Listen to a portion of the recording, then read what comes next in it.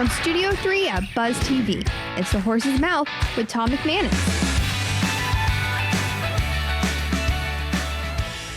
All right, welcome into another edition of The Horse's Mouth here on Buzz TV, brought to you by my good friends at the Heritage Capital Group. We're at Tommy Mack's, of course, at the bar, and Operation Barnabas is here with us. John and Jackson Green. This is a father-son team. I don't know how this thing's going to go. We may have to separate them at one time, but that's what bartenders do. Part bouncer, part bartender. Let's say hello to the guys. Let's go, John Green. How are you, John? Good to see you. Welcome back. Thanks, sir. So you guys had a big event Tuesday night at the stadium, I believe, right? Yep. Tony Dungy was there. Yep. Tony Baselli was there. Talk about the great event that you guys were a part of. It was awesome. Weather was absolutely perfect right there at Daly's Place. Really well attended, and got to hear the stories. It was cool hearing the football stories of Tony, how they both kind of paralleled and got into the league, and then also just hearing their faith stories too. Yeah, absolutely. You guys, Operation Barnabas, the foundation is faith, the good Lord, right? Yes, sir. Yes, sir. Absolutely. Yep. Who's this guy next to you, man? He's moving up in the ranks. Jackson, how are you? My assistant director here at the Horse's Mouth. They don't let Welcome. me. They don't let me be on the shows anymore. So Yeah, well, you're behind the camera. You got to make it work, gotta all right? Make sure. You're moving up. You got a promotion recently here at Buzz Media. Congratulations. Thank you, sir. Thank you. That's fantastic. I got a great Tony Dungy story for you, all right? So my brother lives in Indianapolis. He was at a charity event, and the silent auction was to have Tony Dungy come to your house, and you could have people there, and he would sit there and talk. The year after they won the Super Bowl, he showed up alone. He didn't have any security. He didn't have nobody else with him. He showed up at the door by himself and stayed for like 3 hours the entire time, just talking about his faith, talking about football, whatever. What an incredible human being. I thought that was really cool. Yeah, cool to see him. Well, he did the same Tuesday night. He actually drove home after the ceremony. Yeah, he said I'd rather sleep. I'm not going to stay in a hotel. He said I want to sleep in my own bed. So absolutely. Just that low. All right, John, what do you say about your young man here, Jackson, huh? This is, therapy 101 at the bar. Although legally he's not allowed to be here, but since I'm the bouncer and bartender, he can stay for now. Super proud of him. Just watching him grow up, obviously, over the years and get more and more involved in different ministries and different, things on his own now. That's what makes a dad so proud is when they start. He's always been with me, but now to see him, and he's still obviously very much part of our Barnabas team, but seeing him now branching out, working with you, working with the other ministries and other businesses out there, it's just been, I'm proud of him. And the band, Dad. And the band. But he is going to pay car insurance. Like is. He's going off the car insurance. Got a good job. That's what I said. It's the last bill that I'm carrying, so it's That's time. got to make you feel good, man. We're all proud of our kids, but to hear your dad say it, especially in a public forum, come on, that's pretty awesome. No, I mean it's always been an honor to get to hang out with this guy all the time.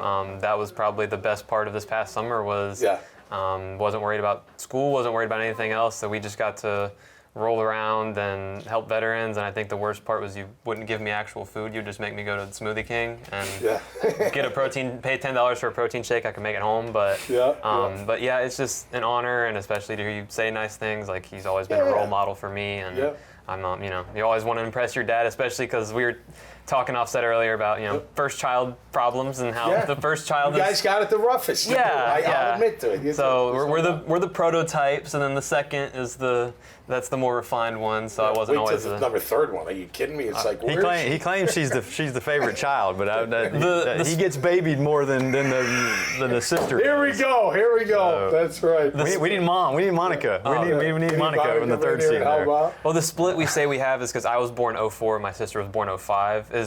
I'm the favorite child even years, and she's the favorite child odd years. Oh, there you go. But it never really shakes out like that. There is nothing better in all seriousness, though, because I have it with my girls, and I had it with my dad and mom. Like, you're always be the parent, but you become really good friends. Mm-hmm. Like when my dad died, he was my best friend. I swear. I had other best friends, but he was right up there, man. He was such a good dude, and that means a lot as a parent, right? Yep. All right, what's going on with Operation Barnabas? What's next? What do we got? So next coming up on November 9th, we actually are placing our first tiny home on Fort Barnabas. And so we're having the ribbon cutting ceremony.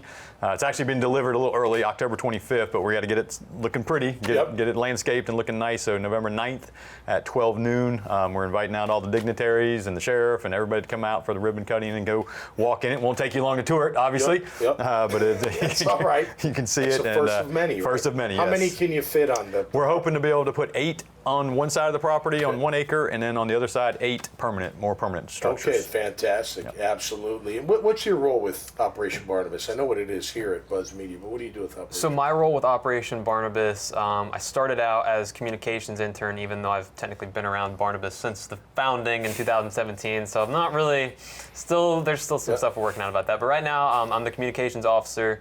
So essentially, I've kind of stepped into a more remote role.